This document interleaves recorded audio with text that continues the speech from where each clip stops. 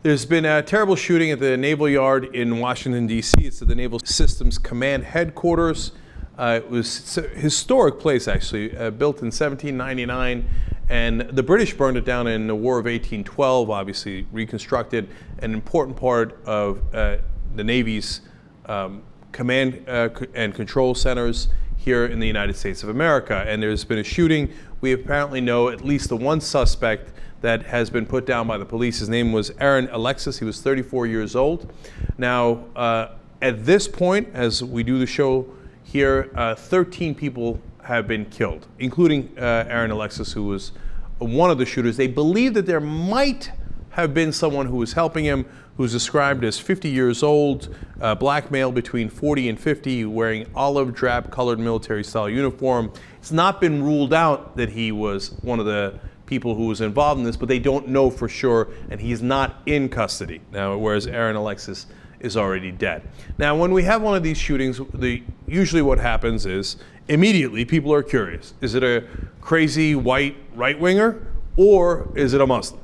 Because if it's a Muslim, then Fox News and all the right-wing guys are going to demand that President Obama comes out and immediately says, terrorism! Terrorism! We must fight and destroy everything in our path, mainly Muslims and Arabs. And at Fox News, they play this game, like how quickly will President Obama use the word terrorism? If he doesn't use it quickly enough, within a matter of hours, they begin to blame him for everything that has gone wrong in the world. Now, on the other hand, if it's a crazy white guy, the liberals will then, including myself, okay, will come out and say, wait a minute now, what's gun control? This is out of control. Why do we have these, whether they're far right-wingers or they're just crazy, maniacs that are running the street, why do they have access to guns? So everyone waits with bated breath. Is it a white guy? Is it an Arab? White guy or Arab? Well, this time they threw us for a loop because Aaron Alexis is black. He's a middle-aged, 34 years old, black male. So which way do we go? And right now the mayor of D.C. says they have not ruled out terrorism, so Fox News is like, I don't know. He's brown-skinned. Do we push the terrorism button? Okay.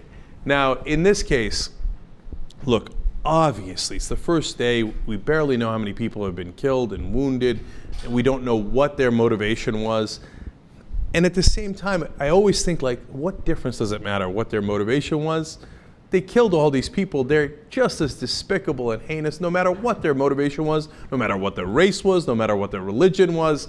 Those people are dead either way. Now, Aaron Alexis did have apparently plenty of weaponry on him, which is not surprising. And obviously, he killed 13 people. It's not easy to do. One of the weapons he had on him was an AR-15. Now, whether it's Arab, Muslim, white, black, my opinion is the same either way. You give people access to, a great deal of weaponry, and even in one of our top military installations in our nation's capital, a person could do a lot of damage. So we'll find out more about this, and we'll see, why they might have done this and who was involved. We'll find out a lot more in 24 hours. But right now, it's a tragedy either way.